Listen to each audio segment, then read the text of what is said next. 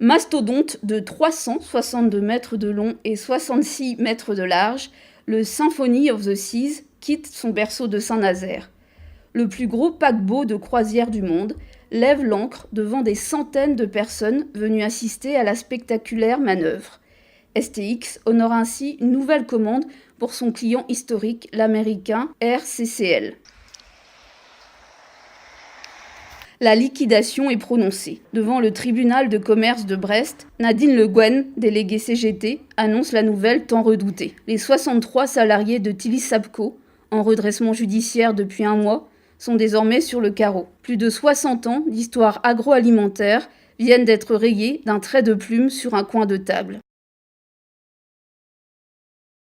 Rennes ne sera pas victime du succès de l'A 5008. La CFDT se demandait si la direction de PSA n'allait pas en délocaliser la fabrication à Sochaux pour faire face à la demande, ce qui aurait, bien sûr, assombri l'avenir de la Jeannet. La voilà rassurée. Seuls les volumes excédentaires que les Rennais ne peuvent pas fabriquer seront produits dans le Doubs. De la Bastille à Bercy, Paris est aux couleurs d'Arkea.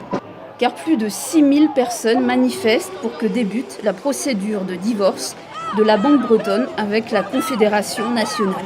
Au ministère de l'économie, on aurait entendu le message. Cette fois, c'est fini pour le groupe Doubs.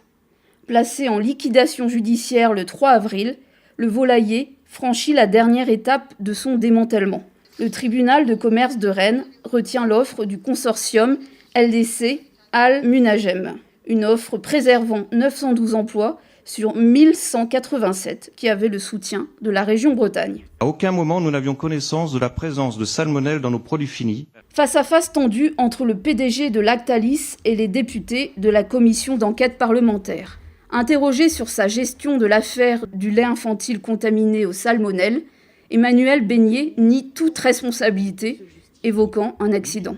Nous avons failli à notre mission, qui est de garantir la mise sur le marché des produits sains. C'est notre contrat de base, et je le dis, je le répète, nous n'aurons jamais assez de mots pour nous excuser. Nous avons choisi le site de Landivisio.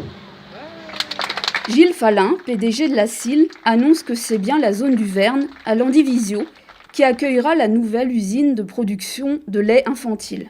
L'investissement est chiffré à 80 millions d'euros et 60 à 70 emplois sont à la clé pour le pays de Morlaix. La livraison est espérée fin 2020. Autolib aura vécu 7 ans.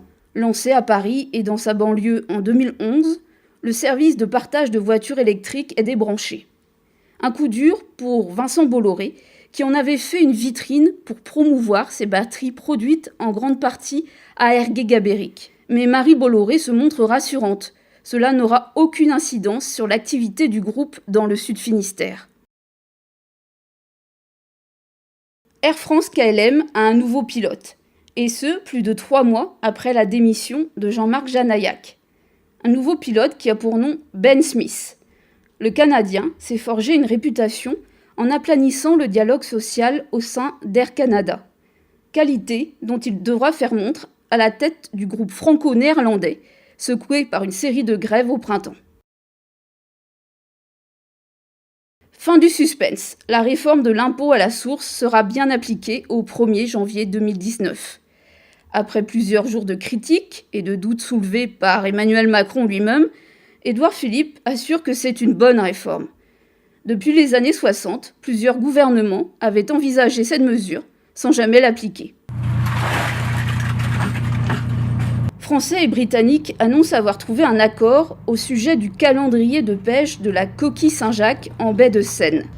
Un calendrier qui a été à l'origine d'affrontements en mer. Les Normands, n'ayant le droit de pêcher la coquille que du 1er octobre au 15 mai, ils demandaient à leurs homologues de respecter le même calendrier au large des côtes françaises. Rennes en a fait le choix et il fallait absolument qu'on se rapproche de la gare. Il s'agit de l'un des plus importants investissements privés de ces dernières années dans la capitale bretonne. Samsic présente son gigantesque projet immobilier d'un montant de 120 millions d'euros. Un chantier qui verra s'ériger, à l'horizon 2023, 5 bâtiments dans le quartier Euro-Rennes, dont le plus emblématique sera une tour de 98 mètres.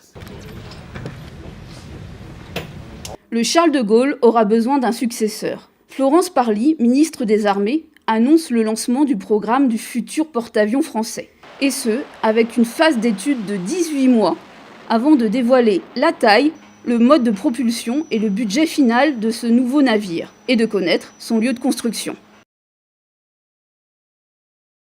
Coup de tonnerre, Carlos Ghosn est arrêté au Japon. Le tout-puissant patron de l'alliance Renault-Nissan-Mitsubishi est soupçonné de fraude fiscale. Le 10 décembre, il sera inculpé et maintenu en détention compte tenu de nouvelles charges.